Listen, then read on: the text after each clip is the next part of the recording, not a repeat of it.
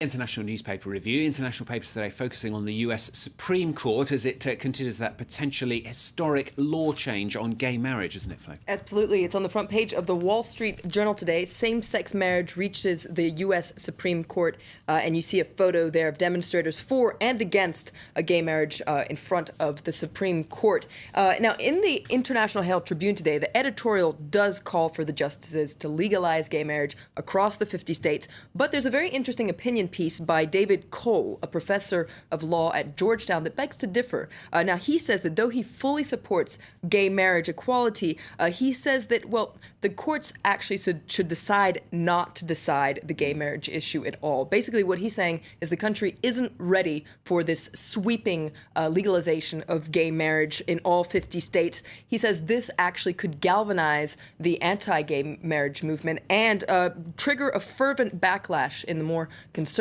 states. He says that the national recognition of same-sex marriage is inevitable in the long run, and in the meantime, we have to be patient. Yeah, he says not ready, but at the same time, a lot of the papers also focusing on how public opinion has changed really at record speed on this issue. That's right. This is another article in the International Herald Tribune that talks about one man in particular who's seen quite a change of heart on the gay marriage issue, and that is Bill Clinton, the former president. Now, he was actually the president who signed DOMA, which is the Defense of Marriage Act, in 1996, though the article does point out that this was probably more a question of politics than principle, because he really risked his re-election on this issue. But he says that this has haunted him for the last 17 years, and in fact, last month, he finally disavowed DOMA, basically saying that an action that he took while he was president was unconstitutional. So that's a huge deal. So according to this article, a lot has changed in 17 years. Clinton has evolved, and public opinion in America has evolved as well.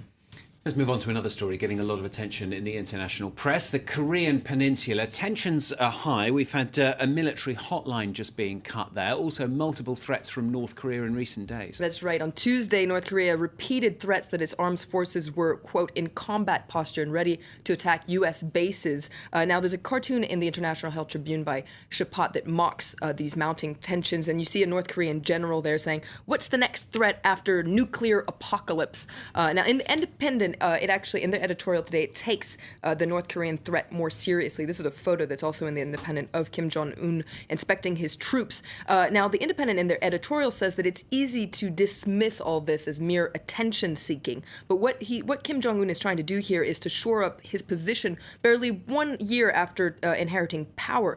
But such threats really can't be ignored. And it points out that China is the only one that can really rein Kim Jong-un in. And it calls on China's new president, Xi Jinping, to talk him down.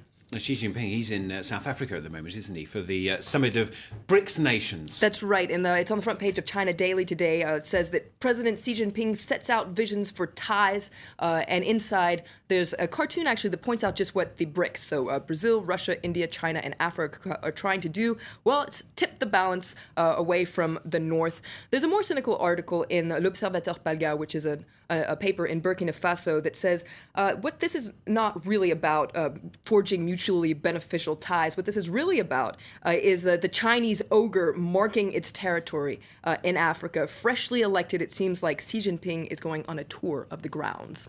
And finally, The Independent. Got an article about a unlikely candidate on China's Got Talent. I didn't even know there was a China's Got Talent, but there is, apparently. That's right. Now, he became an overnight sensation in China. His name is Ian Inglis. He's 30 years old, and he's Welsh. Now, he made it to the top, which is funny, by performing songs in praise of revolutionary communism in China, songs about Mao. So this is a video you can see on YouTube about his performance. He's dressed up like a revolutionary soldier here. Now, he thought that he was on the way to win the TV series because he was voted into the final round. But at the last minute, well, he was denied the chance to take part in the final round. He's accused the Chinese authorities of censorship, but not all is lost. He's been able to cash in on his run in the show. He's been putting on shows, singing these songs for up to £5,000 a pop, so not all is bad for him. Well done to him. Was his name Ian? Ian Inglis. Ian Inglis from Wales. Well done to him. Great. Flo, thanks very much. All of Human Life is here with Florence VILLEMINOT on France 24. Latest news now then.